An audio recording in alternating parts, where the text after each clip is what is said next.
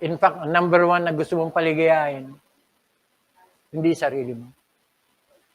Sino? Ulitin ko yung tanong. Hindi ka na nabubuhay para sa sarili mo. Para kanino? Medyo, i-recite natin ng medyo malakas. Para kanino?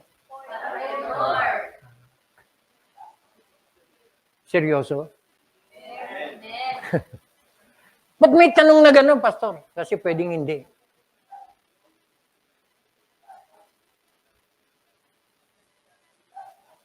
At ikaw nakakaalam nun. Pwede mo lokohin ng ibang tao, pero sarili mo hindi. Ngayon, kung mapapaniwala mo sarili mo sa isang kalokohan o kasinungalingan, na alam mong hindi totoo, ikaw na yung pinakamalalang mangmang. Kasi napaniwala mo sarili mo sa isang bagay na hindi totoo.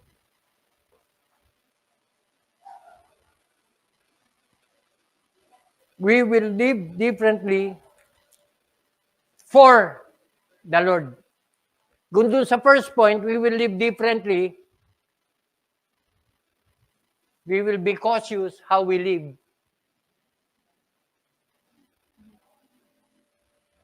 We will live differently. We will be cautious. That's the word. Magiging maingat tayo. Ikalawa, we will live differently from the world. We will live consciously. Tama? What's the word? Cautious? Tama. Cautious.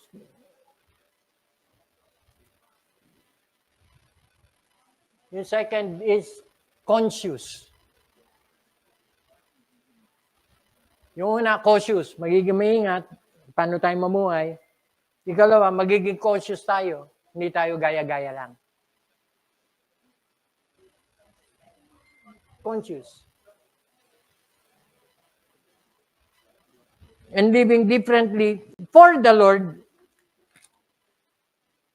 Ito yung salitang serious. We will be serious with how we live.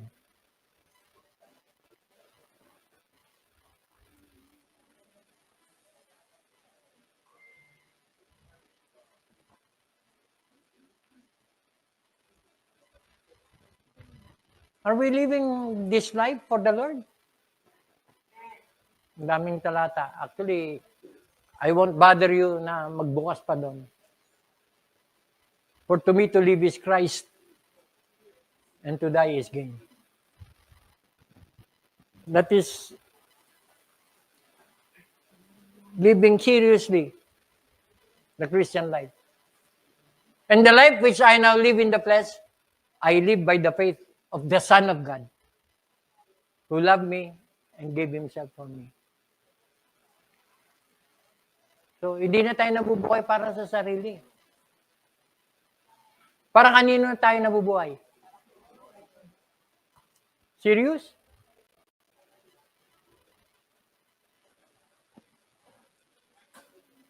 Dapat non-negotiable na yan. Either si Lord ang mabubuhay o hindi. Alam niyo, kasi pag gano'n yung ating POV, pag gano'n yung ating point of view, wala kang gagawin na hindi ikasisiyan ng Lord.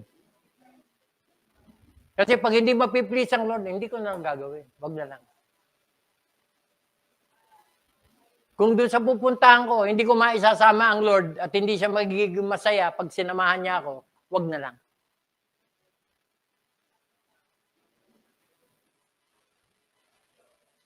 Kung nyo kung bakit napakalagang seryosohin natin itong third point. At, by the way, yung verse 14 and 15,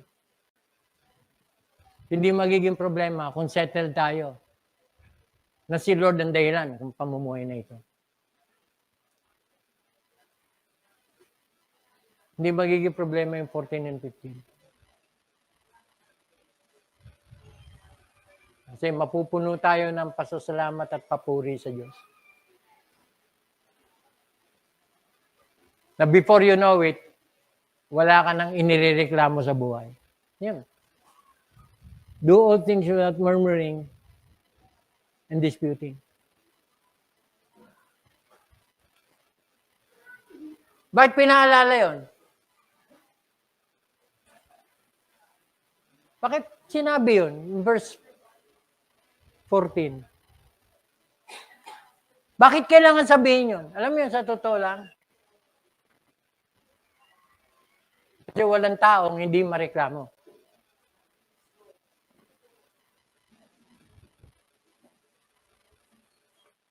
Kaya nga, blameless and harmless eh. Kasi pagka masyado kang marami reklamo at mahilig ka makipagtalo, yun yung nababiolate. You do not become blameless. Kasi you have a lot of blame. You have a lot of blaming to do. Wag na hindi mapa sa tao, pag nakita yung tao. Ba't gano'n, no? May makita kang tao, ganda-ganda. Before you know it, meron ka na nakakitang kapintasan. Ba't gano'n, no? Ganda ng mukha niya, oh. Kailan tabingi yung baba?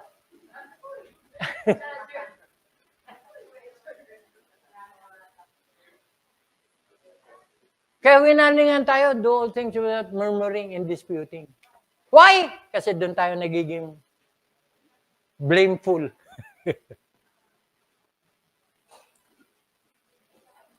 And in so doing, pag di mo binantayan yung ugali na ganon, you become harmful.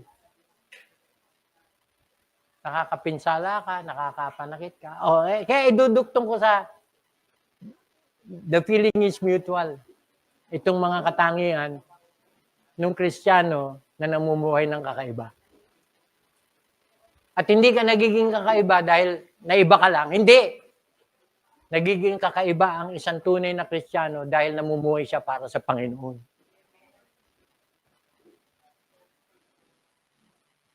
At dun ko hahamunin ng bawat isa. Subukan nyo.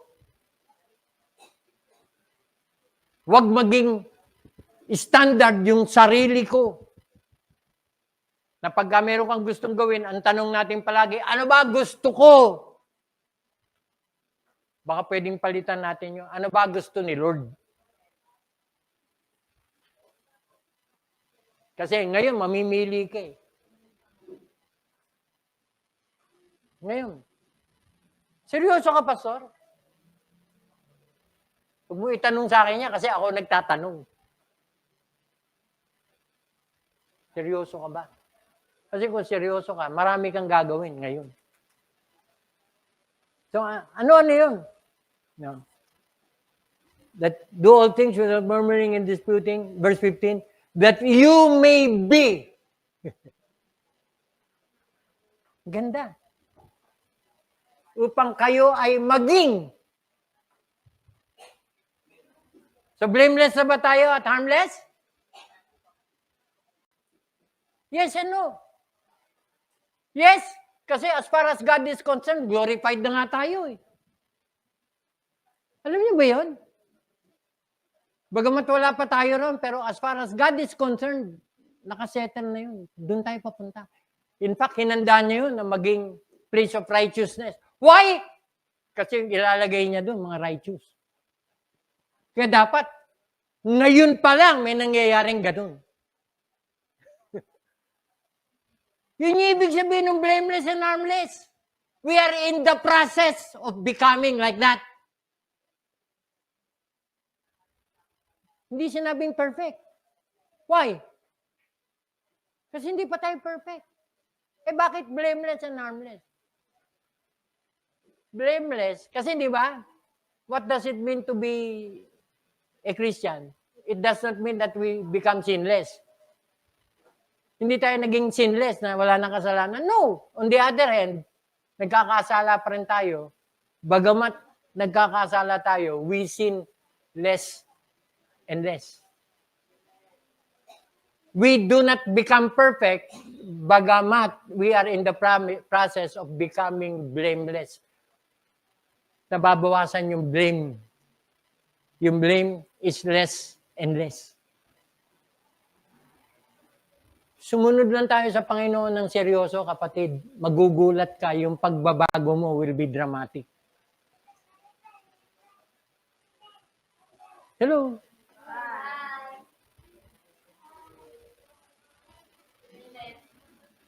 And the more na tayo, bagamat pa unti-unti yung pagsunod, sa economics kasi, habang nadadagdagan yan, nag-accumulate yan. Anong tawag doon sa interest na naiipon? Hindi ko course yan, ha? Pero yung paunti-unti, before you know it, magugulat ka. Magkano na? Why? Kasi naipon. Kaya yung paunti-unting pagsunod, yung paunti-unting paglapit, yung paunti-unting panalangin na tinutugon, before you know it, wala ka ng sapat na sisidlan para paglagyan. Hello?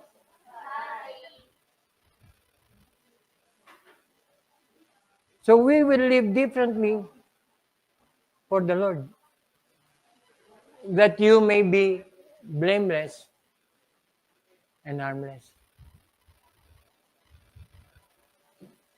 Ilagay nyo dun sa verse 15, guhitan nyo yung blameless and harmless. Ilagay nyo sa gilid, may space dyan sa Bible nyo eh. May space dyan sa gilid na pagkaguhit mo sa blameless and harmless, ilagay nyo sa gilid yung word na response.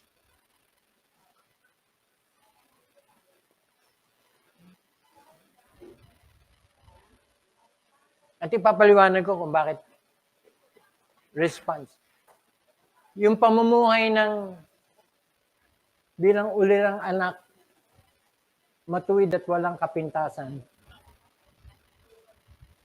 It does not speak of being perfect, antemano.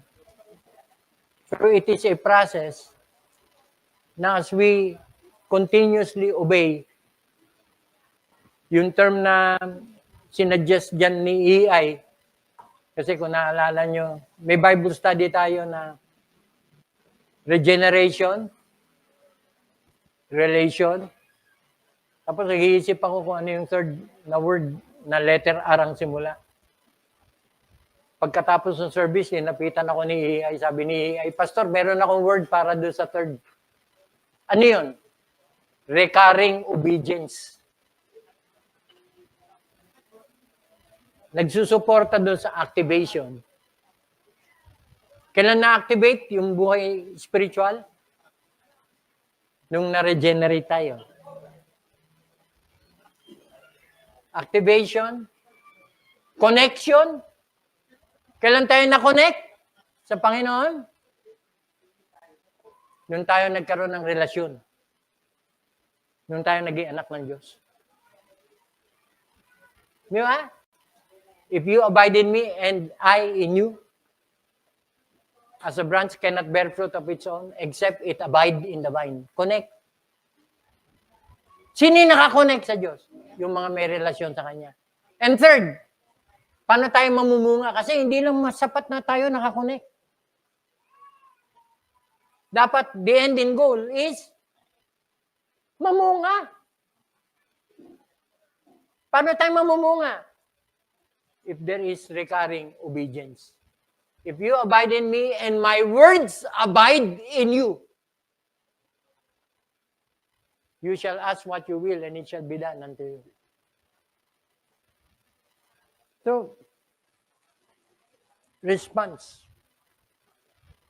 Alam niyo yung pamumuhay para sa Panginoon, yung recurring obedience. Ano ibig sabihin recurring, Pastor? Paulit-ulit. Kasi the Christian life is a series of obedience. Hindi lang minsanan. Tuwing makakapakinig tayo, tuwing makahamon tayo, may ipinapagawa sa atin, ano ina-expect sa atin ng Diyos? Sumunod. Hindi ka naman inuutusan para wag lang pansinin. Hindi. Naalala ko yung preaching na huli ni Angel. May pinapagawa yung ama, go work for my farm. Naalala niyo yan? Anong sabi nung unang anak? Yes! Ang bilis. Yes! Sumunod ba siya? Kaya nga, seryoso. Ganon tayo dati. May religion tayo. Every time magsisimba tayo, yes tayo ng yes. Yes, yes, yes. Tanong, sumusunod ba tayo? Hindi. Kaya nga, seryoso? Ano yung ikalawang anak? Sumagot, hindi. Tapos na ang kwento? Hindi. Kasi hindi doon natatapos ang kwento. Kasi yung sumagot ng hindi, ano nangyari? Are you listening to me? Nagsisi. Yun tayo.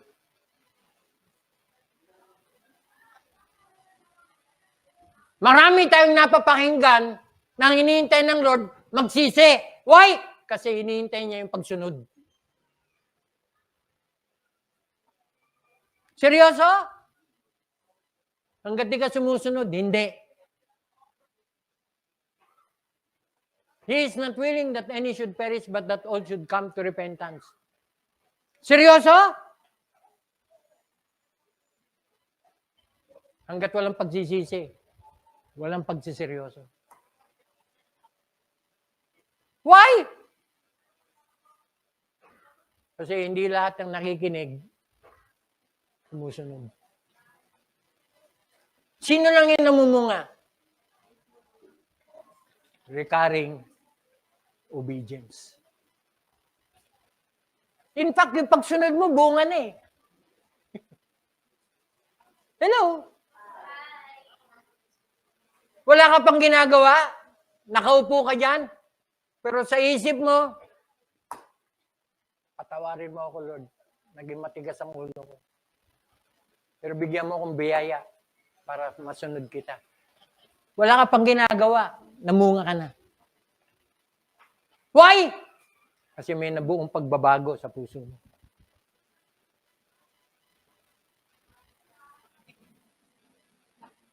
Hello?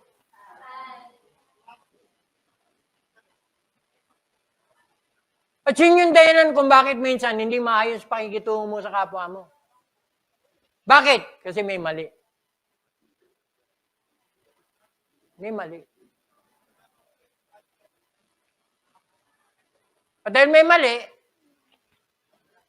wala kang gagawin tama. Kakainis naman, paragi na lang ako mali. Huwag kang mainis, magsisi ka. Kasi yung inis, walang magagawa. It will make you worse. Baka meron dapat baguhin sa style mo. Yung style mo na dapat baguhin. Kasi hanggat hindi mo binabago, ang bigat ng buhay mo. Ang masama, nandadamay ka.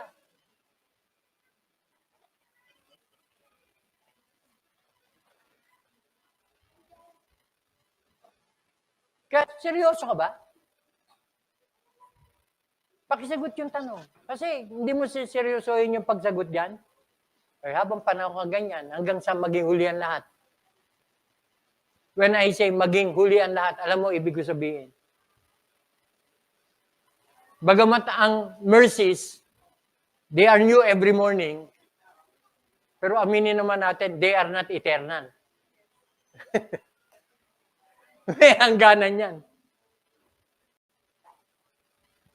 Kaya habang binibigyan tayong pagkakataon magsisi, magbago, samantalayin na natin. Why?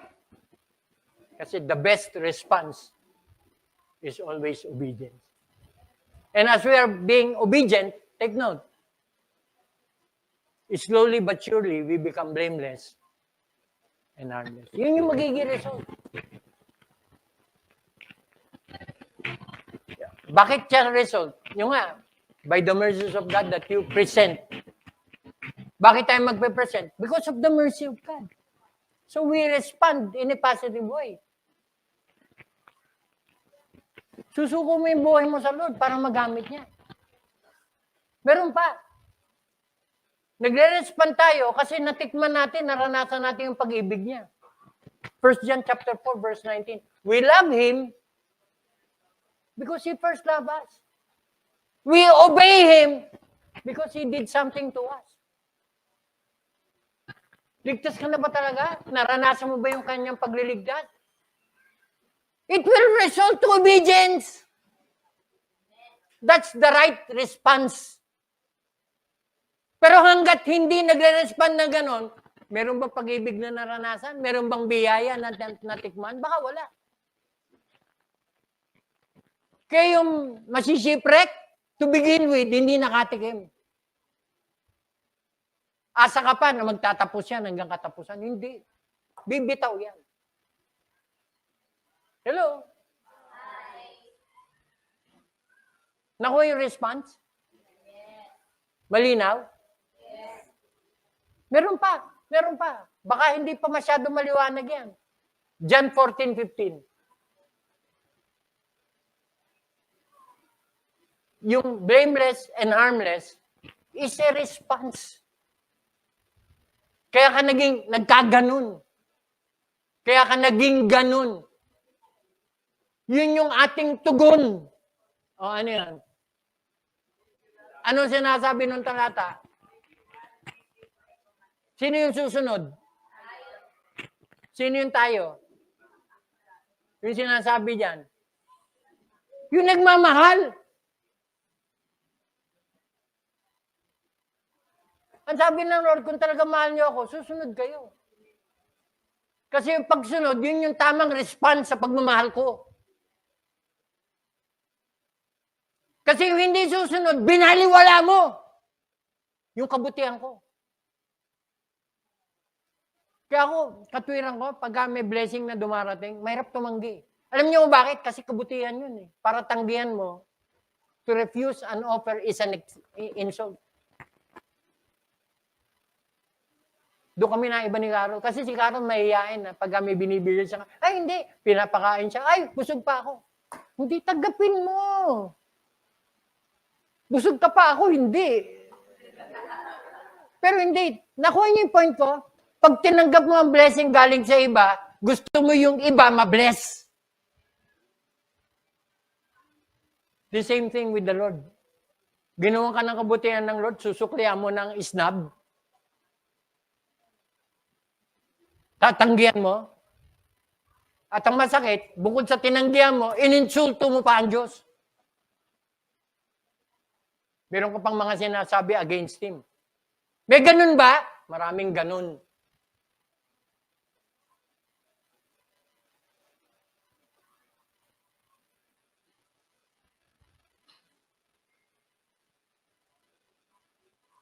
The response?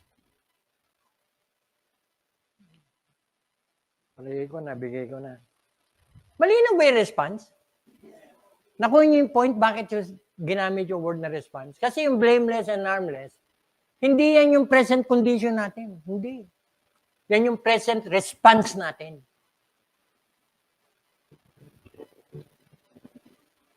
Na natikman natin yung pagkilos at paggawa ng Lord sa buhay natin, we respond by living a blameless life. Tagiging maingat tayo na ayaw natin na may masabi ang tao, may masabi ang mundo, laban sa Diyos natin na nagligtas sa atin.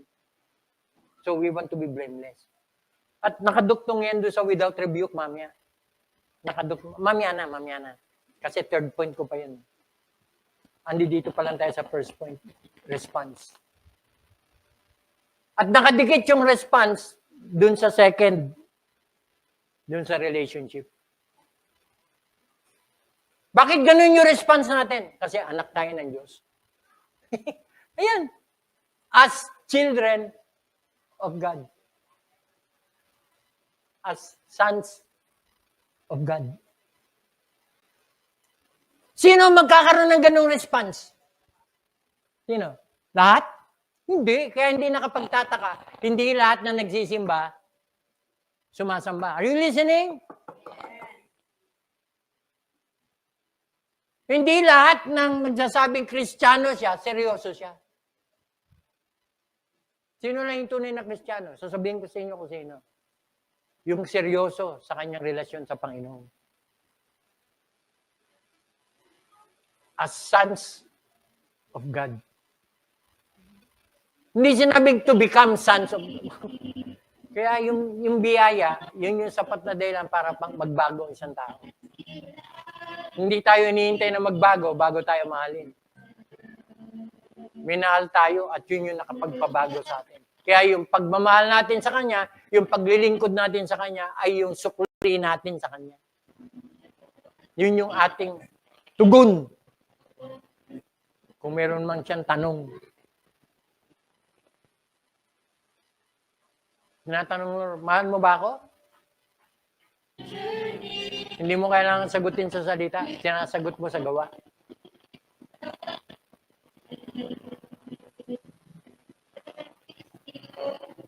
At hindi ka naglilingkod para mapansin niya. Hindi. Naglilingkod ka kasi nagmamahal ka.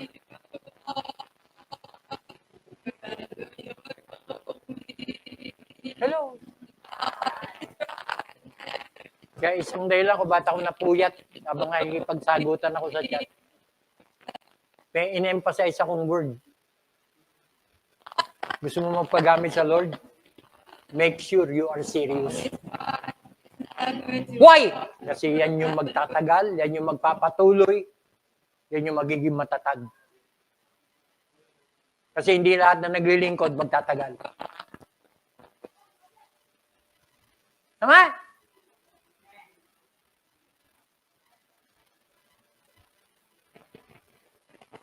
Kapag kinuha ng Lord yung lahat ng Kanya, there will be 3 shocks. 3 shocks. Pag magra-rapture na, dumating na tayo sa langit, I'm referring to Ecclesia, kaya langit, hindi impyerno, ha? Masyasyak yung darating. Pagpasok mo ng langit, masyasyak ka. Unang shock, magugulat ka, may makikita ka doon na hindi mo inaasang nando doon. Eh, Christian pala yun. Oo naman, ba't naman hindi?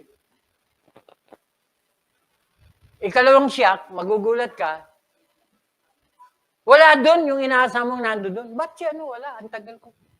Hanap ako ng hanap. Magtanong ka sa isang anghel. Si hindi mo ba napansin? Wala, sa ibang lugar yun. Masyasyak ka. Ha?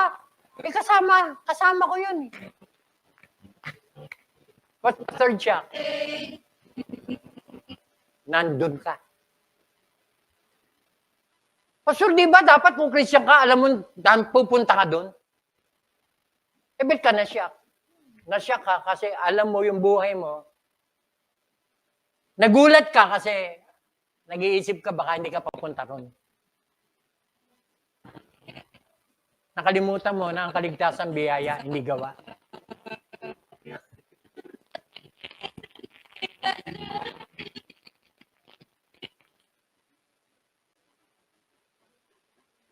Hello? Medyo inabahan ko ng konti yung post doon sa dulo. Kasi gusto ko mag-sink in yung ikatlo. Bagamat ginagawa natin to, nagpapakaseryoso tayo, pero aminin natin, hindi pa rin tayo perfect. Marami pa rin tayong pagkukulang pare-pareho.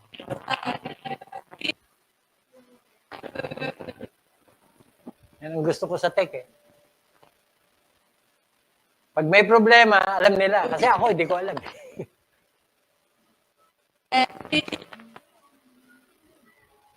Relationship. May mga talata ako about relationship. Mga anak ng Diyos, children of God. Ano mo tong Ephesians chapter 5, Ina. Sons of God. We need to live differently for the Lord. The reason being, we want to please God. We want to make Him happy.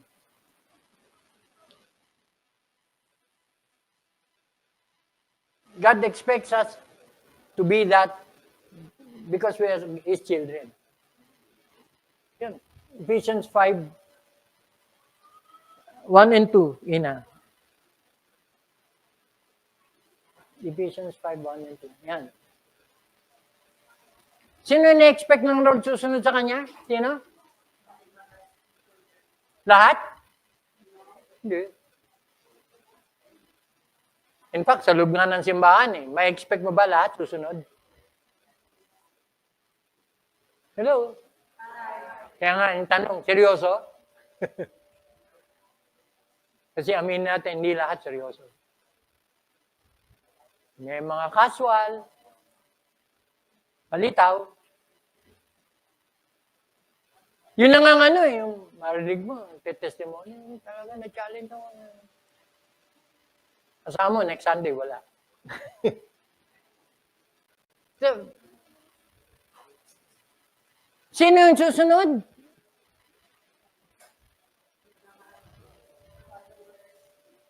Dear children,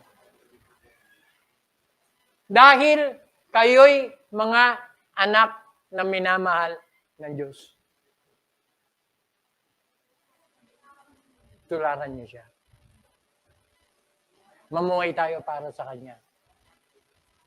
Ibigin mo siya. Sundin mo siya. Paglingkuran mo siya. At lahat na nang pwede kong sabihin, sasabihin ko diyan. Sa iisang dahilan. Dahil tayo'y anak ng Diyos.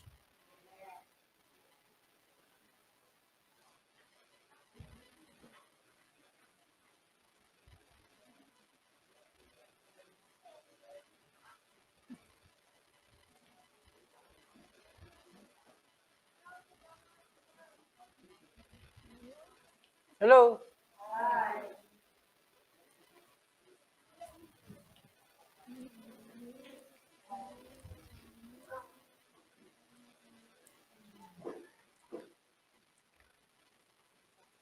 Nagsiservice tayo